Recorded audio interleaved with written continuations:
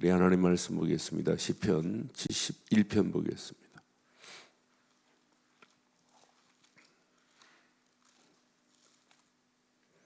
(71편) 우리 1절로 15절 교독하겠습니다. 시편 71편 1절로 15절 교독합니다.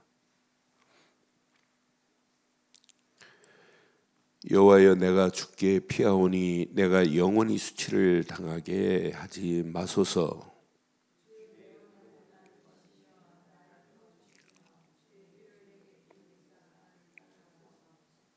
주는 내가 항상 피하여 숨을 바위가 되소서. 주께서 나를 구원하라 명령하셨으니 이는 주께서 나의 반석이시오 나의 요새 시민이이다.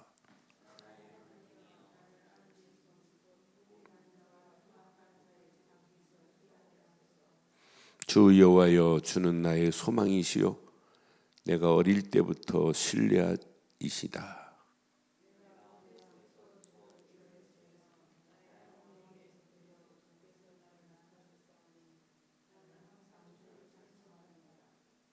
나는 무리에게 이상한 징조같이 되었사오나 주는 나의 견고한 피난처이오니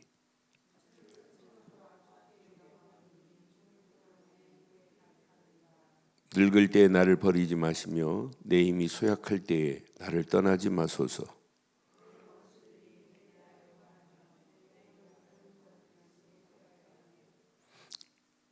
이르기를 하나님이 그를 버리셨은즉 따라잡으라 건질 자가 없다 하오니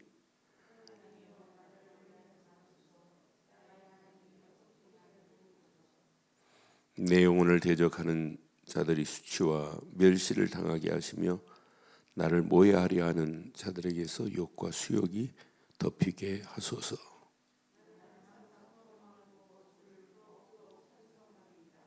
함께합니다. 내가 측량할 수 없는 주의 공의와 구원을 내 입으로 종일 전하리이다. 아멘. 정확한 언약을 가진 의인이 망한 적이 있느냐? 없습니다. 고통당할 수는 있어요. 그러나 고통은 하나님의 역사하심을 체험할 수 있는 기회고, 어떤 때는 시험당하는 상황이 있어요. 그건 하나님이 언약 붙잡은 사람을 인턴십하는 거예요. 하나님이 과정에 불과한 거예요. 인턴십은 과정입니다. 그러니까 요셉이 감옥 안에 갔다? 아니에요. 어느 시간표가 되면 총리 됩니다. 하나님이 총리를 세워가지고 온 세상에 쌀장사하는 것처럼 보이지만은 언약 말하라고. 다윗이 고통당하고 힘들고 어려운 부분 수없이 많아요. 그런데 다윗을 통해서 하나님이 하시려고 민족을 통일시키려고 통일 왕국을 만들었어요. 다윗을 통해서 브레셋 사람들도 하나님을 알게 해요. 어린 다윗이 전쟁 나가가지고 골리앗 때려잡은 것, 그 단순한 그게 아니에요. 그걸 통해서 하나님이 알려고 하는 계획이 있어요. 그래서 저는 이렇게 노년에도 어릴 때도 끝까지 변함없이 이 언약 하나만 붙잡고 있으면 언약 붙잡은 자를 통해서 하나님이 하시는구나. 오히려 다윗을 해하려고 하는 자들이 수치를 당하고 무한을 당하는구나. 70편에도 마찬가지였어요. 반드시 무한과 수치를 그들이 당하게 돼 있어요.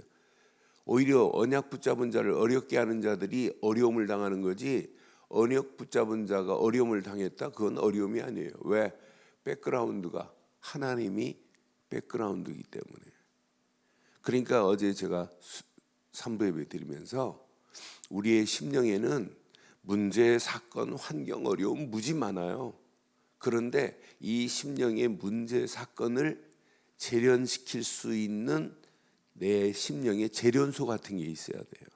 재련할 수 있는 비밀이 있어야 돼요. 그게 오직 하나밖에 없어요. 십자가 말고는 없어요. 예수를 그리스도로 믿는 믿음 안에 있어야 오물도 찌꺼기들도 걸러내고 이건 빠져나가고 순수한 믿음만 딱 드러나는 거예요. 어떤 사람은 조금만 문제 오면 하나님이 안 계시다, 내가 이렇게 기도하는데 왜 응답 안 하냐, 그건 수준 없는 사람들이 얘기하는 거예요. 그건 과정입니다. 요셉 같으면 병들었을 겁니다. 요셉이 언약 붙잡았는데 요셉 가는 과정 봐요. 아, 형들 시기하지, 우물에 빠뜨려 죽이려고 하지, 노예로 팔려가지, 노예로 갔다가 보디발 장군의 집에 가서 누명 쓰고 감옥 가지, 화병 들었을 겁니다. 그런데 요셉은 지금 속으로 웃고 있었을 거예요. 왜? 언약 붙잡고 하나님이 지금 나를 인턴십하는 과정이기 때문에 지금 지나가는 거다. 그러니까 모든 건 다 우리 앞에 놓여 있는 건 그게 영원한 거 아니에요. 다 지나갑니다. 영원한 건 오직 하나, 그리스도뿐입니다. 십자가 말고는 없어요. 제가 어제 1부, 2부 예배 드리면서 많은 사람들이 십자가의 가치를 잘 몰라요. 예수님이 골고다의 언덕에 지금 십자가를 메고 가시는데 150파운드 이상 되는 게 십자가예요. 어마어마하게 무거워요. 그 언덕을 올라가는 과정에 14번이나 쓰러집니다. 예수님 제자들 하나도 없어요. 예수님 제자들이 쓰러질 때 자기가 가서 지고 가겠다는 제자 한 사람도 없고 다 어디 갔나 없어요. 멀찍이 바라봤는지 어디 있는지 모르겠죠. 그러니까 로마 군병이 구레네 사람 시몬을 시켜가지고 억지로 지금 지고 가잖아요. 저는 예수님이 십자가를 지고 가는 그 모습을 보면서 지나가는 사람도 비웃고 대제사장들, 서기관들, 장로들도 희롱하고 앉아있고 심지어는 예수님이 십자가에 달릴 때 좌편 우편 강도 중에 한 자도 네가 그리스도라며 나도 좀 건져줘 헛소리하고 있어요. 한 사람이 있다. 네가 왜 그런 소리를 하냐. 네 죄하고 이분의 죄는 다르다고. 이분은 옳으신 분이라고. 그릇된 게 하나도 없다고. 그러니까 십자가 옆에서도 십자가를 몰라요. 저는 그 모습을 보면서 오늘날 교인들이 신앙생활 30년 50년 해놓고도 내가 믿는 십자가에서 모든 문제를 끝내신 그분에 대해서 말을 못해요. 그게 병폐 중에 심각한 병폐입니다. 저는 그래서 지금부터 한 20년 넘었어요. 제가 차를 몰고 가다가 라디오 방송을 이렇게 트는데 기독교 방송이 딱 틀어졌는데 뭐냐면 애들 그냥 5시 정도 되니까 아이들 찬양만 하더라고요. 불교 방송을 딱 들었어요. 불교 방송을 딱 들었는데 상담을 합니다. 비구니 스님이 상담을 해요. 전화를 가지고. 그런데 초등학교 6학년 아이가 여자아이가 상담을 신청했어요. 그래서 걔하고 통하는 내용을 들었어요. 들으면서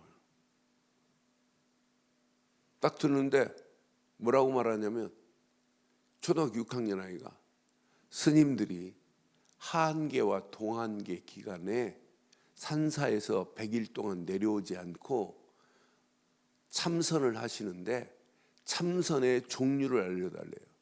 아니 그냥 참선의 종류하면 제가 얘기 안 해요. 한계를 알고 동한계를 알아요. 원래 인도에서 그때 우기 기간이기 때문에 스님들이 안 내려오고 100일 동안 그 장마 기간이니까 안 내려오고 계속 연불만 하는 그 기간이에요. 그 기간 동안에 전 세계 절간이 한계 동한계이기 때문에 참선하는 기간이에요. 그러니까 참선의 종류를 알려달래요. 저는 깜짝 놀랐어요. 아니 믿어도 지옥 갈 종교인데 저걸 저렇게 자세하게 초등학생이 알고 있는데 우리는 아이들한테 뭘 알고 가르치냐. 그냥 하나님 잘 찬양하고 하나님 잘 믿어라. 어떻게 잘 믿어요? 예수를 그리스도로 믿지 않고 어떻게 믿어요? 오늘 다윗이 승리할 수 있는 것은 정확한 언약을 가지고 있기 때문에 이런 노래를 부를 수 있어요. 이런 시를 쓸 수 있어요. 그러니까 어떤 환경이라도 자기에게 수치를 당하는 자가 수치를 당할 것이다. 내게 수모를 주는 자가 수모를 당할 것이라는 확신이 있다니까요. 저와 여러분들이 어떤 환경이 와도 믿음의 확신을 갖기를 주의 이름으로 축원합니다. 어떤 환경이 와도 예수는 그리스도입니다라고 하는 믿음의 사실적인 고백이 있어야 돼요. 십자가 다 끝났습니다. 십자가에서 예수님이 다 이루었다. 끝냈습니다. 그래서 십자가의 비밀을 정확하게 알고 그 십자가의 비밀을 정확하게 알고 십자가만을 자랑하는 게 신앙생활이에요. 목에 십자가 달고도 십자가의 비밀을 모른다. 그것처럼 어리석은 게 어디 있겠어요. 그러니까 세상 사람들도 십자가 하면 저 사람 믿는 사람 이렇게 그냥 심볼 마크가 십자가잖아요. 믿음의 사람 십자가. 우리는 예수가 십자가에서 모든 문제를 끝냈다는 이 어마어마한 비밀을 붙잡고 있다. 100% 승리입니다. 오늘 다윗은 앞으로 메시아가 십자가에서 모든 문제를 끝낼 것을 이미 알고 있는 언약의 사람이기 때문에 오늘 이런 기막힌 고백을 할 수 있는 거예요. 문제와도 괜찮아요. 사건, 수렁에 빠져도 상관없어요. 하나님은 그 상황에서 자기를 건져내실 것을 확실히 믿었어요. 그러니까 1절에 분명히 말하잖아요. 여호와여 내가 주께 피하오니 내가 영원히 수치를 당하게 하지 마소서 그러잖아요. 자기에게 지금 덤비는 원수들 대적들이 수없이 많아요. 그러함에도 불구하고 하나님은 누구 편이냐? 다윗 편입니다. 그러니까 2절에 이런 고백할 수 있죠. 나의 공의로 주의 공의로 나를 건지시며 하나님의 의를 정확하게 알고 있어요. 반드시 언약 백성인 나를 하나님이 건질 거다. 나를 풀어주시며 주의 귀를 내게 기울이사 나를 구원하소서. 반드시 하나님께서 이 상황을 역전시킬 수 있는 분은 하나님이다. 그러니까 다윗은 이 언약 붙잡고 늘 말씀 안에서 말씀 붙잡고 하나님께 탄원하고 기도하는 것밖에 없어요. 그런데 작품은 누가 만드시냐? 하나님이 작품을 만들잖아요. 3절에 그러니까 이렇게 고백할 수 있죠. 저는 내가 항상 피하여 숨을 바위가 되시고, 하나님은 저와 여러분들의 바위가 되시는 줄 확신합니다. 주께서 나를 구원하라 명령하셨으니 이는 주께서 나의 반석이요 나의 요새 시민이다. 오늘 하루 요것만 딱 붙잡으면 끝납니다. 예수를 그리스도로 믿는 믿음 안에 있는 우리를 하나님이 이미 구원했어요. 이때부터는 하나님께서는 내가 예수를 그리스도로 믿는 믿음 안에 있기 때문에 그분은 나의 반석이시고 나의 요새시고 나의 피난처시고 나의 영원한 방패가 되실 줄 확신합니다. 그러니까 그분은 내 가는 길을 알아요. 그러니까 다윗이 시편 23편에 이런 고백할 수 있잖아요. 여호와는 나의 목자시라고. 그가 나를 푸른 초장에 쉴만한 물가로 인도하시는 자라고. 사망의 음침한 골짜기를 다닐지라도 해를 두려워하지 아니할 것은 주의 지팡이와 막대기가 나를 안위하신다고. 어떤 때는 막대기, 어떤 때는 지팡이예요. 지팡이는 내 갈 길을 인도한다는 의미지만은 막대기는 내 앞에 나를 덤비는 큰 악한 것들이 있다 할지라도 그 막대기로 쳐서 하나님이 우리를 보호하시겠다는 거예요. 언제? 그분을 목자로 삼고 갈 때. 우리의 목자는 오직 예수 그리스도 뿐입니다. 그분이 나의 영원한 목자 되시면 나머지는 고민 안 해도 돼요. 염려 안 해도 돼요. 다 끝났어요. 그러니까 오늘 이 언약 잘 붙잡으시면 시편 71편의 노래가 나의 영원한 노래가 될 수밖에 없습니다. 4절에 보니까 하나님이여 나를 악인의 손 곧 불의한 자의 흉악한 자의 장중에서 피하게 하소서. 주 하나님이여 주는 나의 소망이요 내게 어릴 때부터 엄마 뱃속에서부터 이 다윗은 이 비밀을 알고 있는 자 아니에요. 그러니까 내가 모태에서부터 주를 의지하여 싸우며 나의 어머니의 배로부터 주께서 나를 택하여 싸우니 나는 항상 주를 이게 신앙생활이에요. 오늘 다윗이 고백한 요 고백대로만 해보세요. 그분은 나의 방패시요 요새요 피난처요.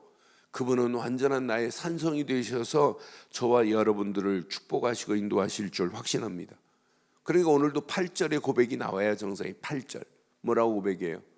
주를 찬송함과 주께 영광을 돌림이 시작. 종일토록 내 입에 가득하리이다. 오늘 저녁에 확인해 봐요. 내가 종일토록 내 입에 뭐가 가득했는가? 종일토록 뭐가 가득했는가? 한번 물어보세요. 불안하다고, 불평이 나고, 원망하고 이것으로 가득한 사람이 있을 거고, 어떤 사람은 종일토록 주를 찬송하고 주께 영광 돌리는 일이 종일토록 되어졌다. 이것만큼 멋있는 신앙생활 어디 있겠어요? 그러니까 다윗이 오늘 고백하는 내용들, 원수, 대적들이 상관없어요. 14절, 15절 딱 잡으세요. 14절 보세요. 나는 항상, 종일 항상, 얼마나 중요한지 몰라요.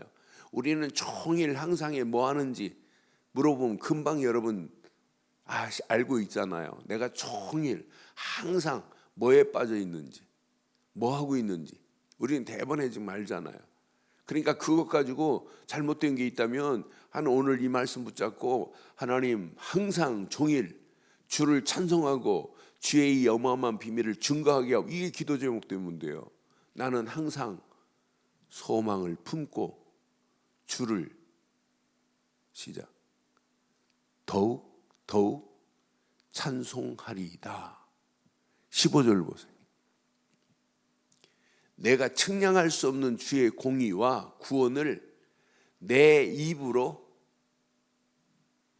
시작 종일 전하리이다. 이게 다윗의 신앙이지만은 저와 여러분들의 신앙 되기를 주의 이름으로 축원합니다. 그래서 오늘 하루도 시작을 이렇게 하세요.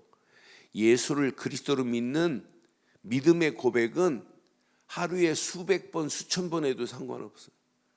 주는 그리스도시요 살아계신 하나님의 아들이십니다. 주 예수 그리스도 지금 내 안에 나와 함께함을 믿습니다. 계속 고백해 보세요. 확신 옵니다.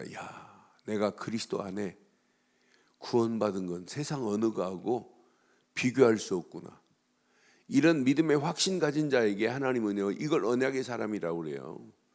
그런 사람에게 하나님은요, 말씀을 주시는데 말씀을 딱 붙잡는 순간부터 비전이 생깁니다. 오늘 이렇게 주신 말씀이 이거구나.